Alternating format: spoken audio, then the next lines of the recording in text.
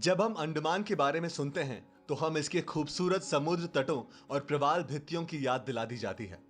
हालांकि इनमें से कई द्वीप अब पर्यटन स्थल हैं, लेकिन इनमें ऐसे द्वीप भी शामिल हैं जो निर्जन हैं और जिनका बाहरी दुनिया से कोई संपर्क नहीं है। लेकिन अब इन सभी के अलावा भारत इन द्वीपों को एक और रणनीतिक लक्ष्य दे रहा है। वह है हिंद महासागर क्षेत्र में चीनी चाल पर रोक लगाना। इस वीडियो में हम जानेंगे कि दोनों देशों के बीच जियोपॉलिटिकल शतरंज के खेल में अंडमान भारत की सबसे मूल्यवान संपत्ति कैसे बन गया। संख्या में तो सही, आज दुनिया के सबसे बड़ी नौसेना चीन की है। 2 विमान वाहक और 80 पनडुब्बियों सहित उनके पास 360 युद्धपोत हैं।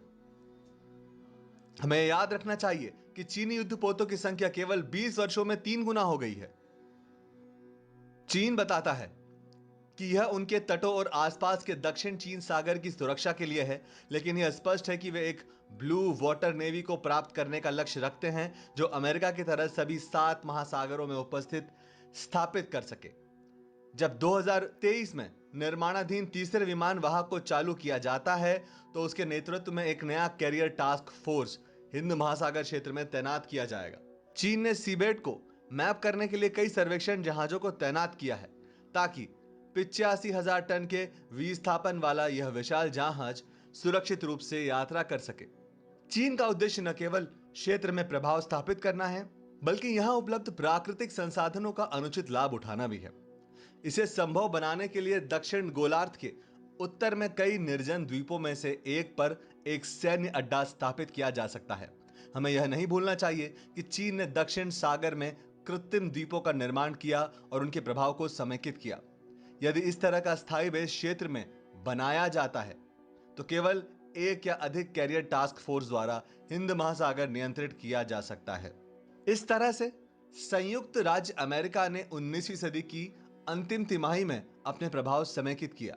इसमें कोई संदेह नहीं है कि पर्ल हार्बर के समान एक और चीनी बेस भारत के लिए एक बड़ी चुनौती होगी।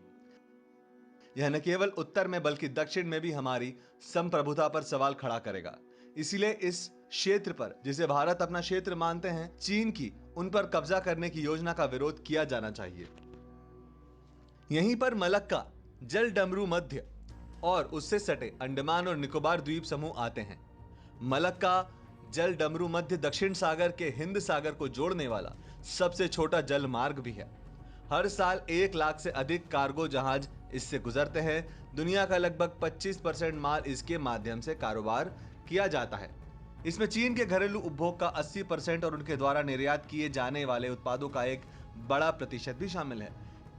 इसलिए यदि भारत का यहां नियंत्रण करता है तो वैश्विक व्यापार के लिए एक महत्वपूर्ण धमनी तक पहुंचने में चीन असमर्थ हो जाएगा। चूंकि मलक्का का पश्चिमी भाग अंडमान और निकोबार द्वीप समूह के दक्षिणी सिरे पर है, इसीलिए भारत को आवश्यकता पड़ने पर इसे नियंत्रित करने में कोई कठिनाई नहीं होगी।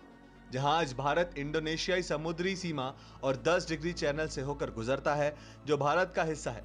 क्षेत्र में सैन्य तैनाती के माध्यम से भारत चीनी जहाजों को पीछे हटाने में सक्षम होगा।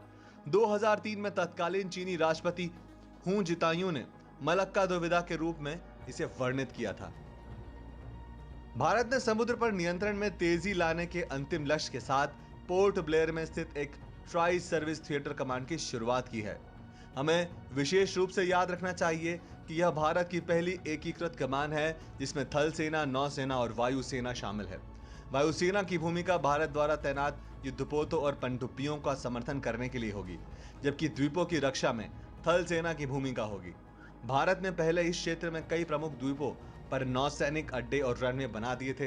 हालांकि बढ़ते खतरे को देखते हुए यह उम्मीद की जाती है कि अधिक उन्नत युद्धपोत MiG-29 के सहित बेहतर युद्धक विमान और यहां तक कि जरूरत पड़ने पर परमाणु हथियार भी तैनात किए जाएंगे।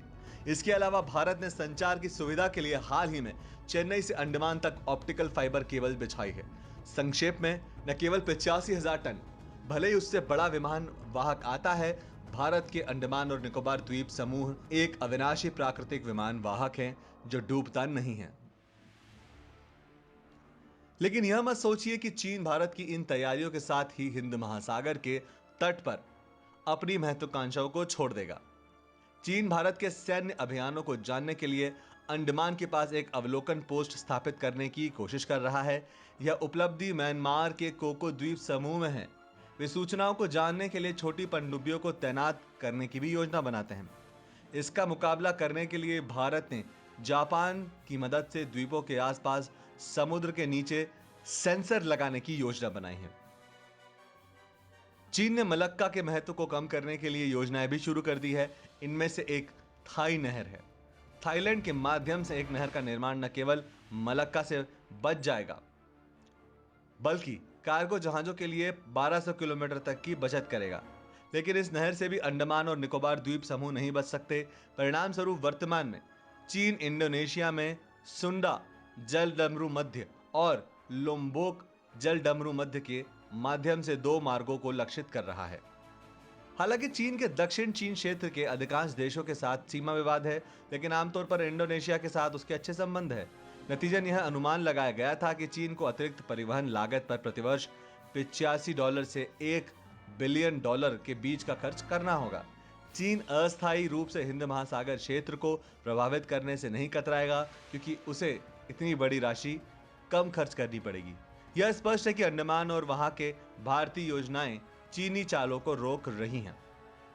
Checkmate China.